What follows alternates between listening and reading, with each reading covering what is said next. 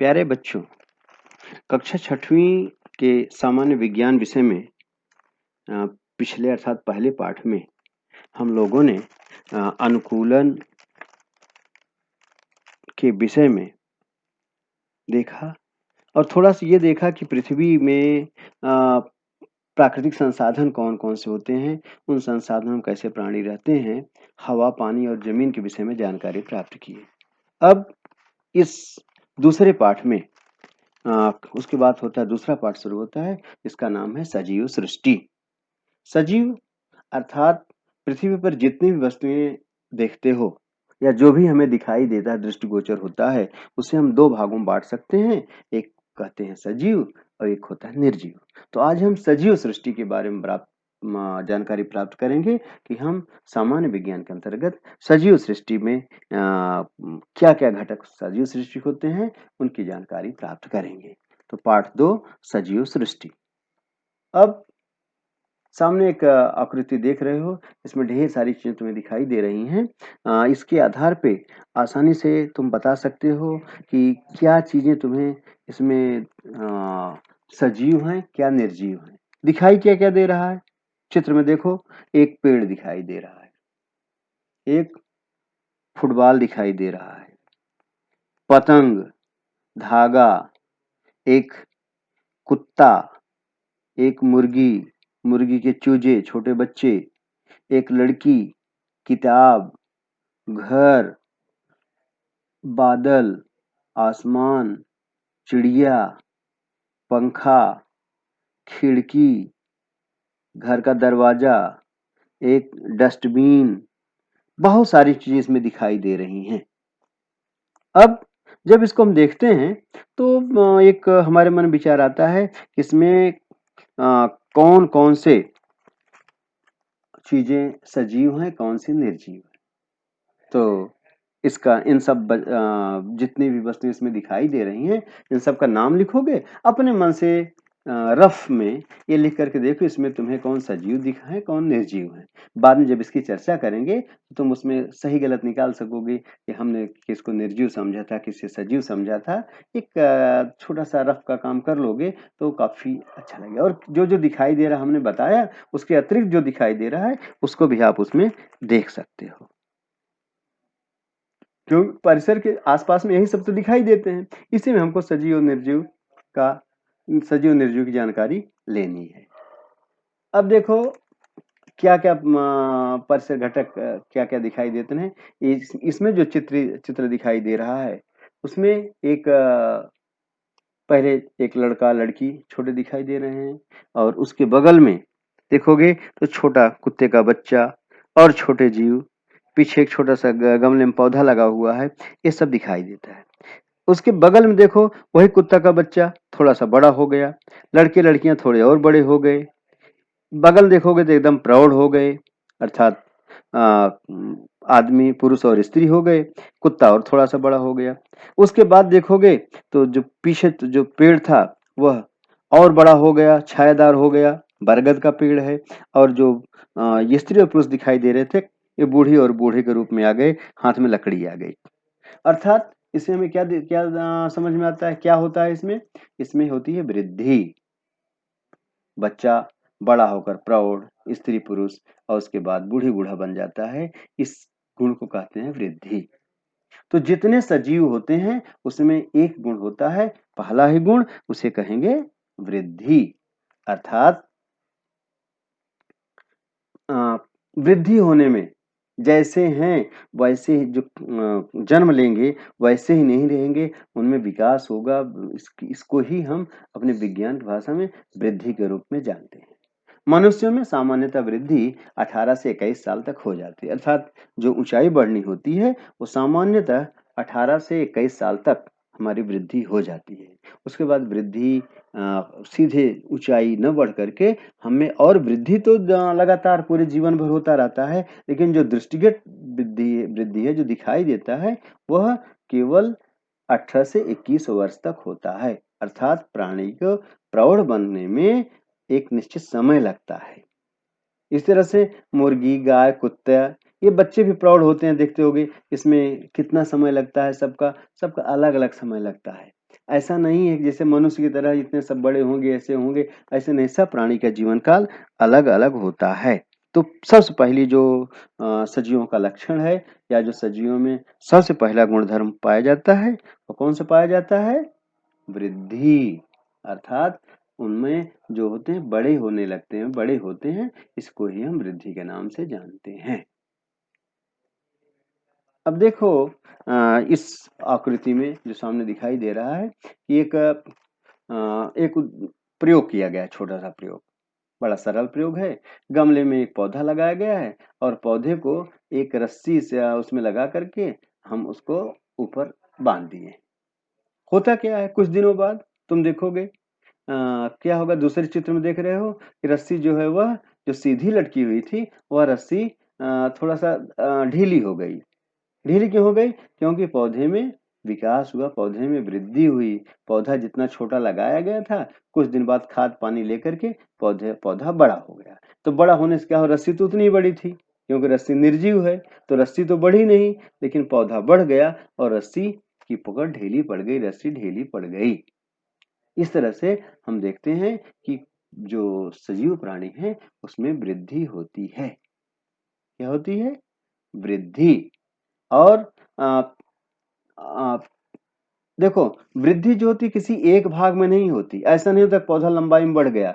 पौधे की पत्तियां ज्यादा होंगी, पौधे की मोटाई बढ़ेगी, पौधे की लंबाई बढ़ेगी, पौधे की जड़ें काफी अंदर तक जाएंगी। ये अर्थात जो वृद्धि होती है वो केवल एक तरफ दिखाई देने वाली वृद्धि नहीं होती, बल्कि पूरी संपूर्ण वृद्धि होती है। एक छोटा सा बच्चा जो कक्षा पहली में या बालवाड़ी में नाम लिखाता है, तो वह 5 साल बाद 5वीं कक्षा में चला गया, तो 5वीं कक्षा में जाते समय इसका मतलब केवल उसकी लंबाई नहीं बढ़ी, उसका ज्ञान भी बढ़ता है, उसके पूरे शरीर के सभी अवयव बढ़ते हैं। तो वृद्धि जो होती है ये केवल एक तरफ बढ़ने वाली चीज नहीं है, बल्कि उस अंदर से भी विकास और वृद्धि होती है। तो अब नीचे वाले चित्र में देखोगे, जो वनस्पति है बरगद है, पहले एक छोटा सा पौधा जैसा लगाया गया, वह थोड़ा सा बड़ा हुआ, पत्तियां निकली, उसके बाद बड़ा सा झाड़ हो गया, वृक्ष बन गया और उसमें देखो जड़ें निकल रही हैं, अर्थात बरगद का वृक्ष हो गया। उस तरह से नारियल का पेड़ एक छोटा सा लगाया गया, फिर थोड़ा सा बड़ा हुआ, फिर बड़ा हुआ, इसको ही हम कहते हैं वृद्धि। अर्थात इस चित्र में हमें नारियल और बरगद की वृद्धि दिखाई दी गई है। साफ साफ नारियल और बरगद की वृद्धि दिखाई दी। अब वृद्धि होती क्यों है, इसको हम देखेंगे कि जो वृद्धि होती है ये होती क्यों है, या अपने रफ में ही जैसा मैंने बताया, एक इस प्रश्न का उत्तर तुम लिख सकते हो कि आम, बरगद और पीपल तथा बांस और नारियल, ताड़, इन वृक्षों में कौन सा अंतर दिखाई देता है? क्या सब सब पौधे एक ही जैसे होते हैं क्या? नहीं ना, कुछ तो अलग होते होंगे। तो क्या क्या इनमें अलग होता है? आम का पेड़, बरगद का पेड़, पीपल का पेड़, बांस, नारियल, ताड़, इनमें थोड़ा थोड़ा अंतर दिखे, इनके तने में, शाखाओं में और इनके वृद्धि में जो अंतर दिखाई देता है। कुछ पॉइंट को अपने नोटबुक में लिखोगे, फिर इस पर हम आगे सब चर्चा करेंगे। हाँ, अब देखेंगे वृद्धि के लिए जो सबसे आवश्यक है वह होता है भोजन। तो हमने सबसे पहले सजियों के लक्षण में एक देखा क्या? वृद्धि। उसके बाद होता है भोजन। जितने सजीव होते हैं भोजन करते हैं, बिना भोजन के वृद्धि की प्रक्रिया नहीं होती। तो भोजन सभी सजीवों में होता है, जितने सजीव हैं उनका एक गुणधर्म होता है कि उनको भोजन की आवश्यकता होती है।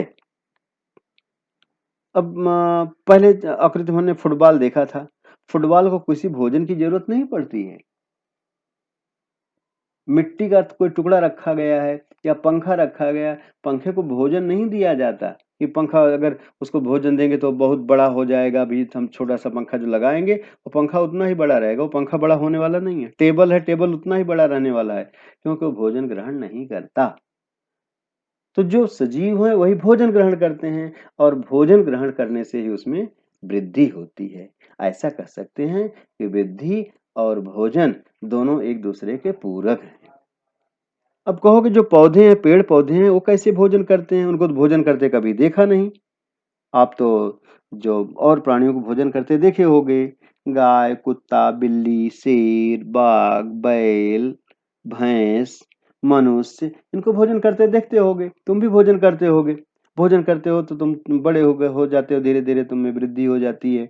लेकिन पेड़-पौधों में सीधे भोजन करते हुए तुम्हें दिखाई नहीं देते, तो क्या वो भोजन नहीं करते? करते हैं। पौधे जो भोजन करते हैं, उनके भोजन बनाने की प्रक्रिया को कहते हैं प्रकाश संश्लेषण। क्या कहते हैं? प्रकाश संश्लेषण। तो पौधे प्रकाश संश्लेषण कैसे करते हैं? उनकी पत्तियां जो होती हैं, पत्तियों में जो हरा भाग होता है, वह हरा भाग सूर्य के प्रकाश और कार्बन डाइऑक्साइड की उपस्थिति में तथा जड़ों के द्वारा प्राप्त हुआ पानी और पोषक तत्व अर्थात खाद और पानी जो जड़ें इकट्ठा करती हैं, उनको लेकर के यह भोजन बनाने का क्रिया करती हैं पत्तियां, और इस प्रक्रिया को कहते हैं प्रकाश संश्लेषण। और प्रकाश संश्लेषण जो होता है, ये इससे भोजन बनता है और फिर पौधे के पूरे भाग में भोजन जाता है। इससे पौधे बड़े होते हैं, पौधों में वृद्धि होती है। और ये जो प्रकाश संश्लेषण होता है, ये पौधे के केवल हरे भाग, पौधे के जो भी हरे भाग होंगे, केवल वही कर सकते हैं। हरे भाग मतलब पत्तियां, पत्तियां अधिक मात्रा में हरी होती हैं, तो पत्तियां इसमें भोजन बनाने का काम करती हैं, और पौधों के भोजन बनाने के काम को कहते हैं प्रकाश संश्लेषण। अर्थात प्रकाश की उपस्थिति में कार्बन डाइऑक्साइड तथा पानी और पोषक तत्वों को मिला करके जो हरा भाग है पत्तियों का, वह भोजन बनाता है। इसे ही कहते हैं प्रकाश संश्लेषण। तो सब लोग प्रकाश संश्लेषण समझते होंगे। प्रकाश संश्लेषण की परिभाषा अपनी कॉपी में लिख डालो। अब आगे एक आकृति हम देख रहे हैं। इसमें कई सारे दिखाई दे रहे हैं प्राणी हमें। एक प्राणी देखो, बगुला दिखाई दे रहा है, उसकी चोंच में मछली है। मुर्गी और मुर्गा दिखाई दे रहा है। वहीं बगल में देखोगे तो बाघ दिखाई दे रहा है, और उसके पीछे चौथे आकृति में देखोगे घोड़ा दिखाई देता है। अब सभी भोजन करते हुए दिखाई देते, सबके भोजन अलग अलग होते हैं। तो उन भोजन की खोज में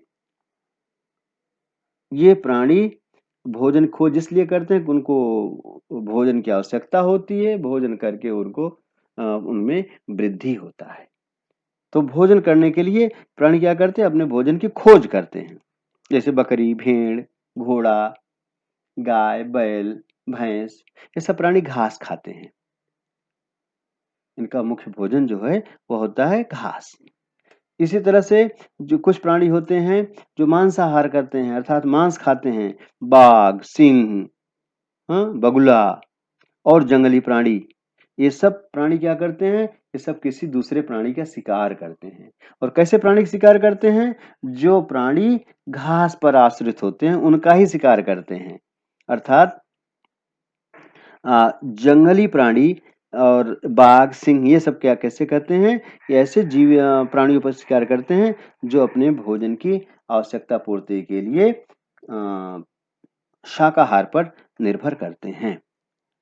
तो हमने क्या सीखा अभी तक? भोजन ग्रहण करना और इसके कारण होने वाली वृद्धि, यह सजीवों का एक लक्षण है। तभी पूछा जाए सजीव किसे कहेंगे, सजीव क्या लक्षण है, तो कह सकते हो जो भोजन करते हो और उनमें वृद्धि होती हो। भोजन करना और वृद्धि करना, यह सजीवों का एक लक्षण है।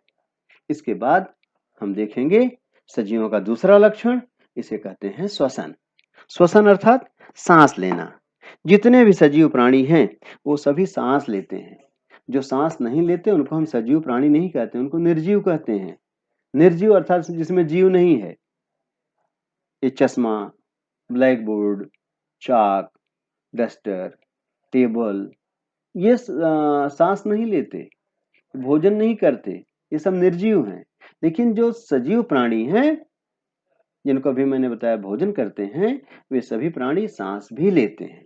अब सांस लेने के सबके जो शारीरिक अंग हैं, वह अलग अलग होते हैं। सांस लेना तो हम समझते हैं जब योग में करते या कसरत करते हो, दौड़ने लगते हो तो हाँफने लगते हो मतलब क्या होता है, जल्दी जल्दी सांस लेने लगते हो, जल्दी जल्दी अब तुम्हारी सांस अंदर खींचते हो और छोड़ते हो। इसे हम कहते हैं वैज्ञानिक भाषा में, इसे हम कहते हैं श्वसन। अगर कोई कुत्ता सोया हुआ है, लेटा हुआ है, तो देखोगे उसका पेट जो है ऊपर नीचे होता रहता है। एक बार फूलता है, फिर पिचकता है, फूलता है, फिर पिचकता है। इसका मतलब वो सांस ले रहा है और इसे ही कहते हैं श्वसन। तो श्वसन में क्या होता है? श्वसन में वातावरण के अंतर्गत पिछले पाठ में हमने देखा कि ऑक्सीजन होता है और हवा में ऑक्सीजन होता है। उस ऑक्सीजन को सभी सजीव प्राणी ग्रहण करते हैं और कार्बन डाइऑक्साइड शरीर में लेने के बाद उसका उपयोग करते हैं। उसके बाद शरीर में कार्बन डाइऑक्साइड उत्पन्न होता है। उस कार्बन डाइऑक्साइड को बाहर छोड़ते हैं। तो सांस लेते समय हम ऑक्सीजन को ग्रहण करते हैं और बाहर छोड़ते समय कार्बन डाइऑक्साइड को छोड़ते हैं। तो क्या सब में ऐसे ही विधि होती है जिससे हम लोग सांस लेते हैं, नाक से या मुंह से सांस लेते हैं और नाक या मुंह से सांस छोड़ते हैं? ऐसे सभी प्राणियों में नहीं होता। मछली देखोगे, मछली में क्या होता है? मछली में गलफड़े होते हैं। मछली में गलफड़े होते हैं। गलफड़ों के द्वारा वह क्योंकि मछली पानी में रहती है, तो पानी को वह अपने गलफड़ों के द्वारा अंदर भर लेती है। फिर उसमें पानी में घुले हुए ऑक्सीजन को वह ग्रहण करती है और फिर उसी के द्वारा कार्बन डाइऑक्साइड को छोड़ती रहती है। इसलिए कहीं मछली है तो देखोगे ऊपर बुलबुले तुम्हें दिखाई देते हैं, वो बुलबुले कार्बन डाइऑक्साइड के हुआ करते हैं। तो यह अपने गलफड़ों के द्वारा श्वसन करती है। उसी तरह से जितने प्राणी हैं, किसी में श्वसन तुम्हें साफ-साफ दिखाई देता है, किसी में नहीं दिखाई देता, लेकिन जितने सजीव प्राणी हैं, सभी श्वसन करते हैं। बिना श्वसन करने वाला ऐसा कोई प्राणी नहीं होता। जो प्राणी श्वसन नहीं करता, वह निर्जीव है या उसको मरा हुआ मान लेते हैं। सांस लेना बंद हो जाएगा इसका अर्थ है समझ लेंगे उसकी मृत्यु हो गई, वह अब निर्जीव हो गया। मछली हमने बताया कैसे सांस लेती हैं। सांप, चूहा, तिलचट्टा ऐसे जो प्राणी होते हैं सब में अलग-अलग श्वसन के लिए अलग-अलग इंद्रियां होती हैं। सब में अलग-अलग इंद्रियां होती हैं, सब अलग-अलग ढंग से सांस लेते हैं। जैसे हम आगे चलेंगे तो इस विषय में और जानकारी प्राप्त करते जाएंगे, सभी प्राणी किस तरह से सांस लेते हैं। तो हमने क्या देखा अभी? श्वसन भी सजीवों का एक लक्षण है। पहले क्या देखा? वृद्धि, भोजन करना और अभी हमने देखा श्वसन। ये तीनों सजीव प्राणियों के लक्षण हैं, अर्थात जिनमें प्रक्रिया होती है उनको ही हम सजीव कहते हैं। तुम्हें जानते हो पेड़ पौधे भी सांस लेते हैं। पेड़ पौधे भी हमारी तरह सजीव हैं। उनकी पत्तियां दिन में प्रकाश संश्लेषण करती हैं, अर्थात भोजन बनाती हैं, लेकिन 24 घंटे वो भी श्वसन करती रहती हैं। श्वसन में सभी प्राणी ऑक्सीजन ग्रहण करते हैं और कार्बन डाइऑक्साइड को बाहर छोड़ते हैं। तो ऑक्सीजन को ग्रहण करा, कार्बन डाइऑक्साइड को छोड़ना, यह श्वसन कहलाता है। और सभी सजीव जो श्वसन करते हैं, तो सजीवों का ये भी लक्षण है कि वे सांस लेते हैं, अर्थात श्वसन। वृद्धि हो गया एक, दूसरा हो गया भोजन और तीसरा हो गया श्वसन। अगला एक प्राणियों के लक्षण में हम देखेंगे, यह होता है, इसे कहते हैं उत्सर्जन। अब प्रत्येक प्राणी जब भोजन करता है, तो भोजन में जो आवश्यक भोज्य पदार्थ होते हैं, उसको तो हम अपने अवशोषित कर लेते हैं और वृद्धि के काम में आ जाता है। लेकिन कुछ ऐसे पदार्थ साथ में जो खाए जाते हैं, जो हमारे लिए नुकसानदायक करते हैं, अर्थात सजीव प्राणियों को नुकसान करते हैं, उन पदार्थों को शरीर से बाहर निकाल दिया जाता है। वो हमारे लिए निरुपयोगी होते हैं। उन निरुपयोगी पदार्थों को जो शरीर से बाहर निकालने की प्रक्रिया होती है, उसे कहते हैं उत्सर्जन। उत्सर्जन अर्थात बाहर निकालना। तो प्राणियों के उत्सर्जन के लिए विभिन्न अंग होते हैं। सभी प्राणियों में उत्सर्जन के लिए विभिन्न अंग होते हैं, जिसकी हम चर्चा करेंगे। सबसे पहले हम देख लेते हैं पेड़ पौधों में उत्सर्जन कैसे होता है। पेड़ पौधे कैसे निकालेंगे? हम लोग तो जो सजीव प्राणी हैं, बड़े प्राणी हैं, उनमें अलग-अलग अंग होते हैं। हम लोग भोजन करते हैं मुँह से, फिर जो बचा हुआ अवशिष्ट पदार्थ होता है, त्याज्य पदार्थ होता है, वो मल-मूत्र के रूप में शरीर से बाहर निकाल दिया जाता है। लेकिन वनस्पतियाँ कैसे करती हैं? तो वनस्पतियाँ जो ऐसे त्याज्य पदार्थ होते हैं, उनको अपने अंदर पत्तियों के अंदर इकट्ठा करती रहती हैं। इसलिए पत्तियों में देखोगे तुम कि वर्ष के हर प्रतिवर्ष में पतझड़ का एक मौसम आता है। पतझड़ के मौसम में वो पत्तियाँ जिनके अंदर उत्सर्जित पदार्थ ढेर सारे हो जाते हैं, वे पत्तियाँ पेड़ों से अलग होकर गिर जाती हैं, फिर पेड़ों में नई-नई पत्तियाँ निकलती हैं और भोजन बनाती हैं, फिर उसमें भोजन बना कर के पूरे पौधे के पहुँचाती रहती हैं। फिर उनमें भी जो निकृष्ट पदार्थ, उत्सर्जी पदार्थ जो उसमें इकट्ठा होता रहता है, फिर पतझड़ के अंतर्गत वे अलग हो जाती हैं और इस तरह से पौधे भी उत्सर्जन की क्रिया करते हैं। तो हम लोगों ने यह देखा कि उत्सर्जन भी एक सजीवों का लक्षण है। आज इस पहले भाग में, दूसरे पाठ के पहले भाग में हम लोगों ने सजीवों के लक्षण देखे। सजीवों के लक्षण में ध्यान से लिख लो कौन-कौन से लक्षण देखा सबसे पहले? हमने देखा वृद्धि, भोजन करना, श्वसन करना और उत्सर्जन। ये चारों गुण होते हैं केवल सजीवों में। आज इसमें हम इतना ही देखेंगे और इसके बाद और कौन-कौन सजीवों के लक्षण होते हैं, उसकी जानकारी हम अगले भाग में प्राप्त करेंगे। आज इतना ही, धन्यवाद।